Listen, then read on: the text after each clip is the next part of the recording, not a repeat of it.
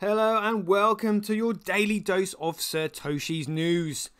Today's day is Saturday, the 11th of June, 2022. Without further ado, let's just jump straight into it. BuyBSV.live, the best place to buy Bitcoin SV online. The original protocol and genuine Bitcoin. So let's have a look at some of these news articles. Check this out by Steve Carew, CoinGeek. PayPal obtains Bit license, lets users transfer digital assets, digital pieces of crap more like, to other wallets. Again, it's just a massive distraction, trying to get people away from using the only protocol that commoditizes data, which is Bitcoin, the original protocol, BSV. So PayPal has become the latest recipient of the coveted Bit license from the New York Department of Financial Services. The payment company is now seeking to expand its industry footprint, starting with allowing users to withdraw their digital assets to other wallets and exchanges. PayPal first revealed that it was offering digital asset services back in October 2020, announcing that it would allow users to buy, hold, or sell select digital assets. At the time, the NYDFS Superintendent Linda Lacewell announced that she had granted the company a conditional Bit license, the first of its kind, allowing it to offer services in the state of New York. Well, New York is absolutely anti-Bitcoin, hence banning proof of work, but you know, we knew that that's where the New World Order are basically infiltrated, so they're going to try and shut Bitcoin down as much as, as much as they can. This conditional license has now been upgraded and PayPal is fully licensed to serve New Yorkers. The Bit license will allow the company to offer more services to New Yorkers, more scams and shitcoins, and the rest of its global user base, which stands at 346 million active users. The first of these services is the ability to withdraw one's digital assets, because heaven forbid they might actually use it for goods and services. They just need to withdraw it and dump it into dirty dollars. Digital assets to external wallets. Previously, users could only sell their digital assets for fiat, dump it, which they would then withdraw, but now they can transfer them to hard wallets, exchanges, or even to staking pools and DeFi platforms where they can earn some income. Again, they won't be able to stop people from actually using it, so they're just like, look, you may as well just use this for crap. Just don't ever use the genuine Bitcoin protocol, because that's the only thing that challenges our fiat currency that's got no economic value whatsoever, which gives us world dominance. That's basically it. So, quote here from PayPal saying, "We're excited to announce that PayPal will begin supporting the transfer of cryptocurrencies between PayPal and other wallets and exchanges. This feature is rolling out to all eligible US customers in the coming weeks. Learn more here." No thanks, not really interested to be honest with you. Blah, blah, blah, blah, blah. We know what they're doing. It's just a distraction. It's a massive distraction. Check this one out. Delisting. Why did Upbit and BitHub just delist Litecoin? Why did they? Good question. Let's get into this. On June 8th, 2022, South Korean digital currency exchange Upbit announced that it would cease supporting Litecoin transactions.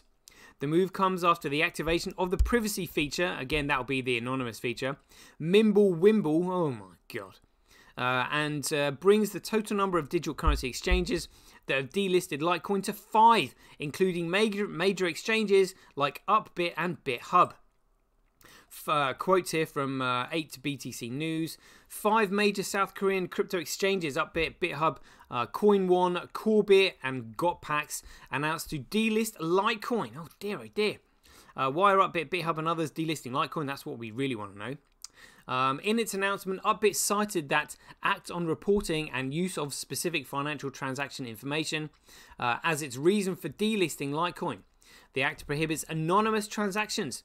The exchange reached out to the Litecoin Foundation for more information after expressing concerns about the upgrade and subsequently said the following.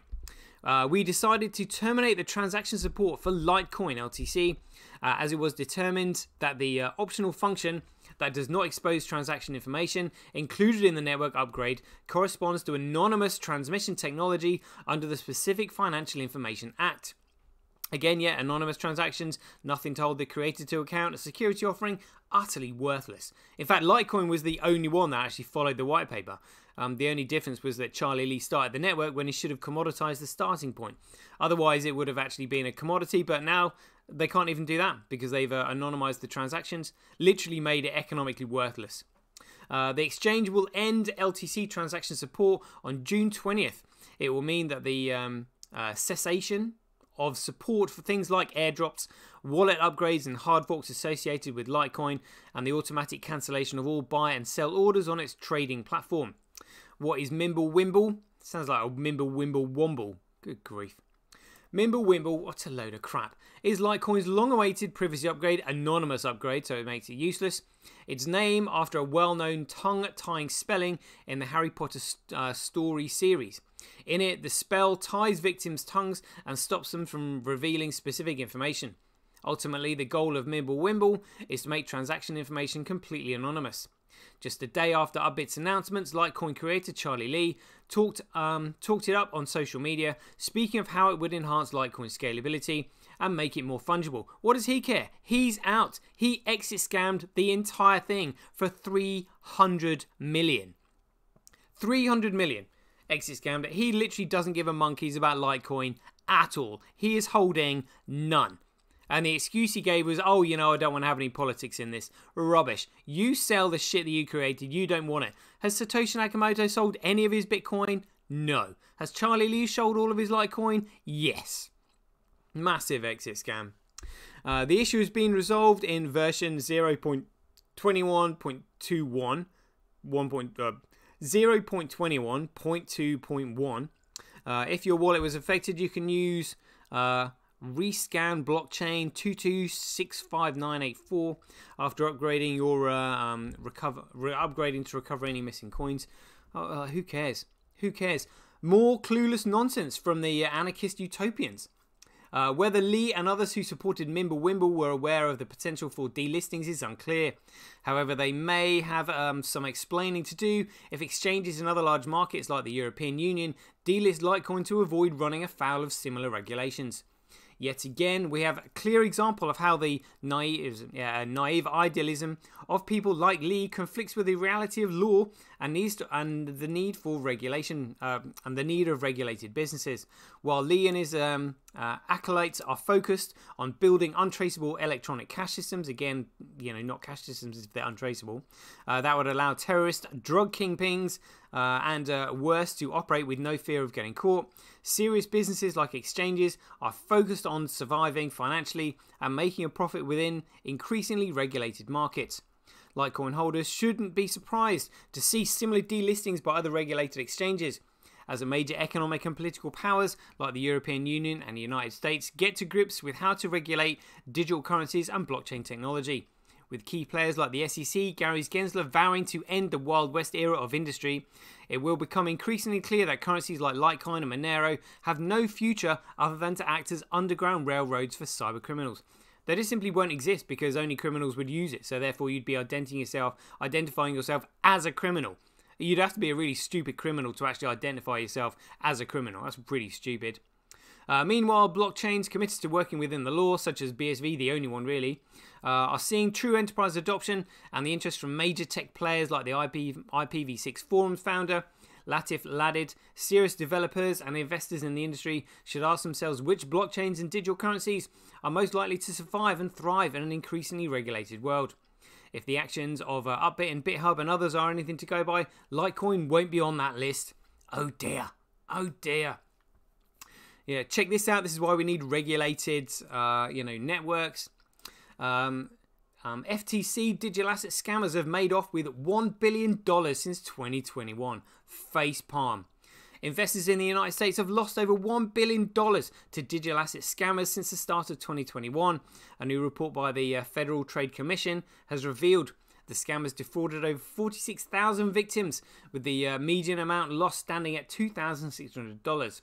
In its report, the FTC revealed that $1 billion in digital asset scams accounted for a $1 out of 4 reported lost, more than any other payment method.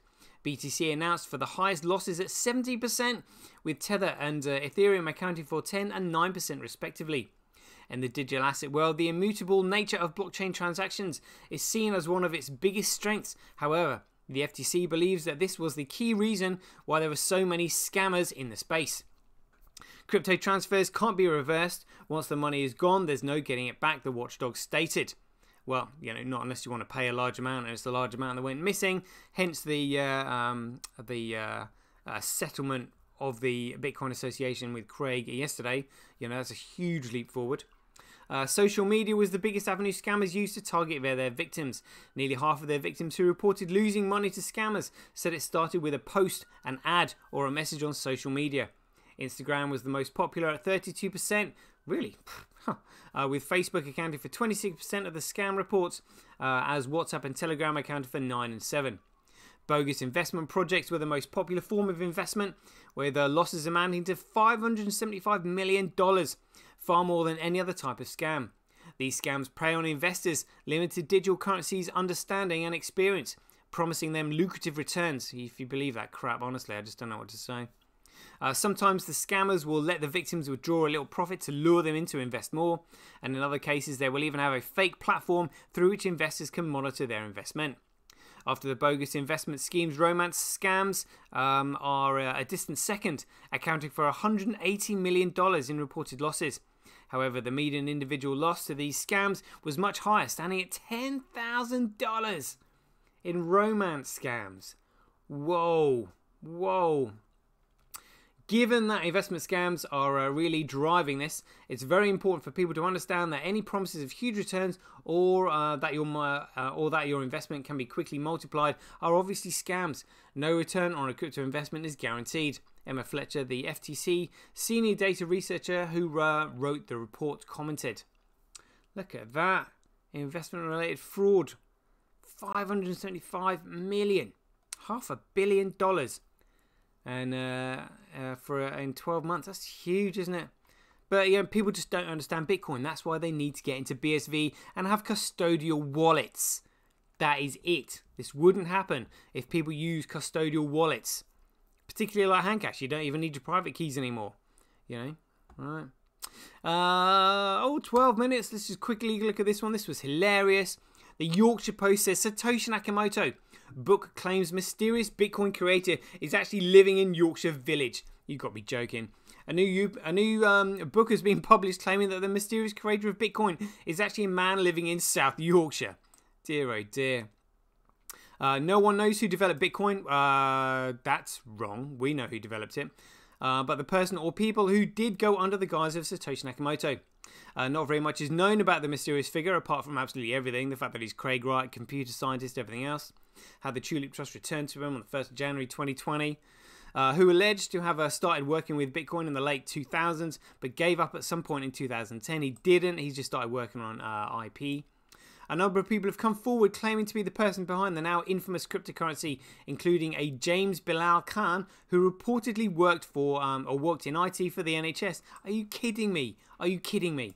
Now, a new book published by author Ivy McLemore claims it was Mr. Khan who invented Bitcoin from his base in a small Yorkshire village near Doncaster. Oh my God. The title Finding Satoshi, the real story behind mysterious Bitcoin creator Satoshi Nakamoto. The book sees the author travel to Finningley to meet Mr. Khan and his wife Zada.